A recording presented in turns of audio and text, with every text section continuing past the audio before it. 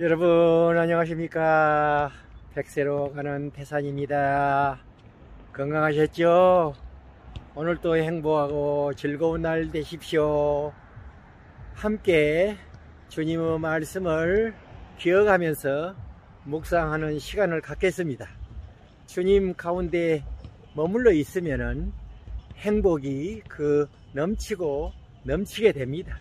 그런 기쁨 때문에, 그런 행복 때문에 태산은 날마다 감사하고 감사하는 생활로 이어가고 있습니다. 이 얼마나 축복받은 태산의 행복이고 감사의 조건들입니까? 아무쪼록 저와 함께 묵상의 시간을 즐거운 시간으로, 주님의 시간으로, 감사의 시간으로 동행하여 주시기를 부탁드립니다. 함께 하시죠.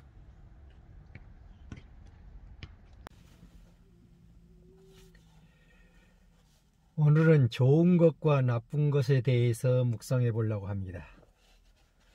파선되어 표류하다가 무인도에 정착한 로빈스 크루소는 매일의 생활을 노트에 기록했다고 합니다. 내가 외로운 섬에 던져진 것은 나쁜 일이었지만 바다에서 익사하지 않는 것은 좋은 일이었습니다. 이렇게 생각합니다. 내가 인간 사회에서 추방된 것은 나쁜 일이었지만 굶어 죽지 않는 것은 좋은 일이었습니다. 하고 비교했습니다. 내가 옷이 없는 것은 나쁜 일이었지만 옷이 필요 없을 정도로 날씨가 따뜻한 것은 좋은 일이었습니다. 이렇게도 표현합니다.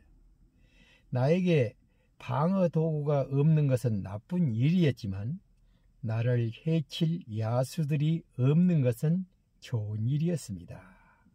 이렇게도 비교했습니다. 말할 상대가 없는 것은 나쁜 일이었지만 하나님과만 대화할 수 있는 것은 좋은 일이었습니다. 참 아주 멋진 말이죠.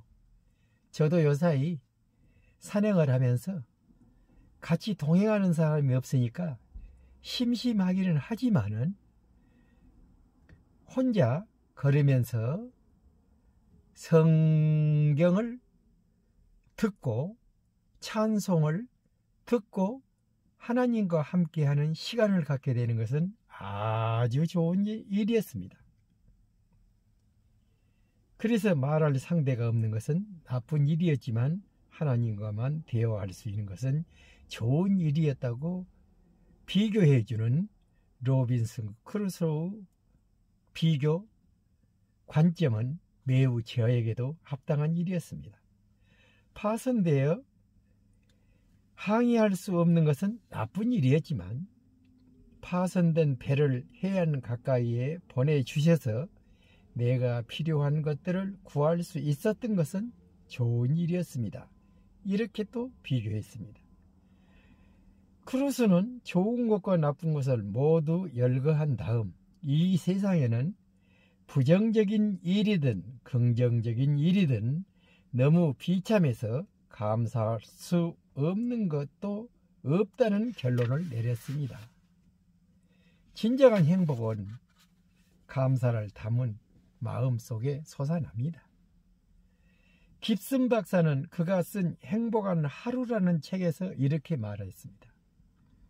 당신이 손안에 얼마나 많은 것을 쥐었는지는 그대의 행복과 아무런 관계가 없습니다. 그대의 마음속에 감사가 없다면 그대는 파멸의 노를 젓고 있는 것입니다. 다른 공부보다 먼저 감사할 줄 아는 방법부터 배워라. 감사의 기술을 배울 때 그대는 비로소 행복해진다고 말하고 있습니다. 이것은 감사와 행복의 상관관계를 잘 표현하는 말입니다. 행복은 얼마나 많이 가지고 있느냐에 달려있지 않습니다. 마음 중심에서 얼마나 많이 감사하느냐에 달려 있습니다. 바닷물은 많이 마셔도 갈증을 해소할 수 없습니다. 소유는 많을수록 더 많이 가지려는 욕심만 더해집니다. 감사는 참된 행복을 열어줍니다. 그래서 감사하는 마음이 우리에게 필요합니다. 지구상의 인구를 100명밖에 되지 않는 마을로 축소해 본다면 다음과 같다고 합니다. 57명은 아시아인, 21명은 유럽인, 14명은 미국인, 8명은 아프리카인, 52명은 남자, 48명은 여자, 70명은 비기독교인, 30명은 기독교인, 80명은 열악한 주거 환경에 살고 있고 70명이 문맹, 50명은 영양 부족, 1명만이 대학 교육을 받은 적이 있고 역시 1명만이 컴퓨터를 소유하고 있다고 이렇게 축소해 보았습니다. 이런 식으로 생각해 보면 대학 교육을 받고 컴퓨터를 가지고 있다면 지구 전체의 인구 비율로 볼 때 굉장한 엘리트인 셈입니다. 무엇을 더 욕심내십니까? 냉장고에 먹을 것이 있고 몸에 옷을 걸쳤으며 머리 위에 지붕이 있고 편히 잘 곳이 있는 사람이라면 이 세상 사람들 75%보다 풍요로운 생활을 하는 것입니다. 또 어딘가에 잔돈만을 모아놓은 저금통이 있는 사람이라면 상위 8%에 해당되는 부자라고 합니다. 이 지구상에는 못 배우고 못 먹고 잘 곳이 없는 사람들도 많습니다. 그에 비하면 당신과 나는 얼마나 감사할 조건이 많은 환경에서 살고 있습니까? 이런 정말 훌륭한 감사의 조건들을 생각해 볼 때 내가 살고 있는 이 자신 자체가 너무 감사하고 감사한 일입니다. 그래서 오늘은 시편의 한 절을 읊어보려 합니다. 내 짐을 여호와께 맡겨버리라.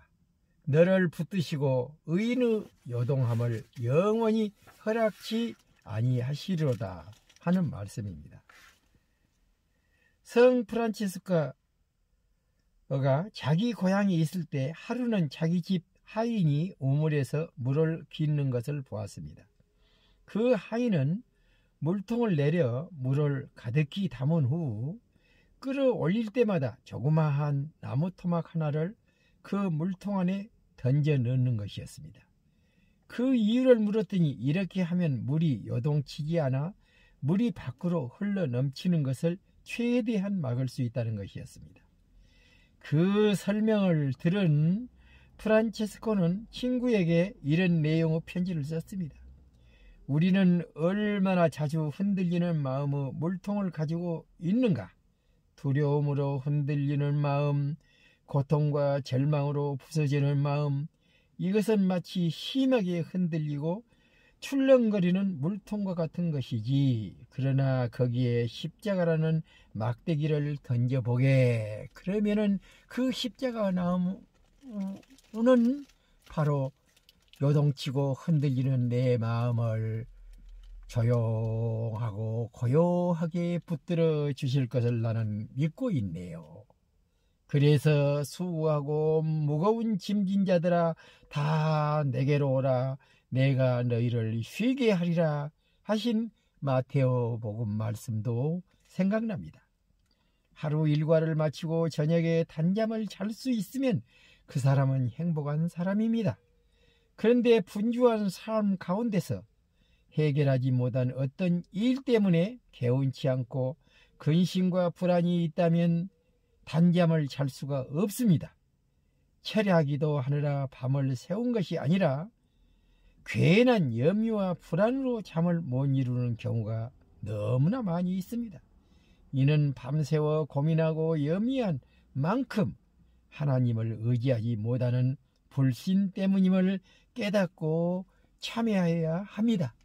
여러분, 이 말씀을 듣고 우리는 내 자신을 살펴볼 때 얼마나 어리석은 생활을 하고 있습니까?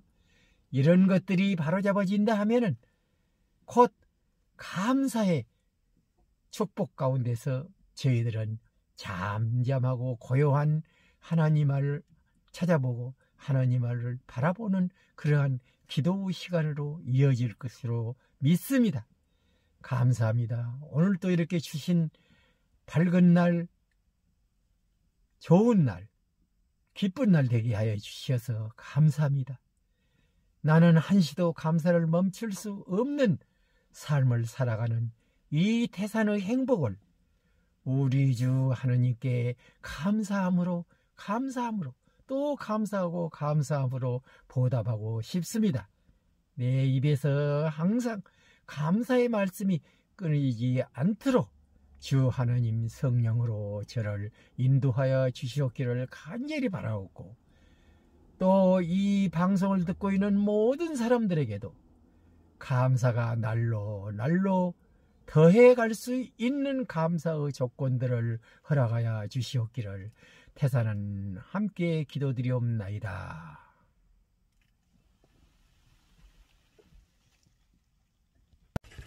여러분 어떠셨어요? 좋으셨죠? 동력 하늘에는 중천의 해가 떡 떠올랐습니다.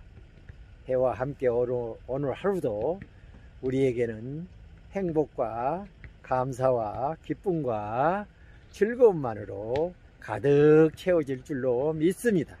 여러분도 그렇게 믿고 계시죠? 평화를 빕니다. 내일 또 건강한 모습으로 여러분을 찾아뵙겠습니다. 안녕히 계세요.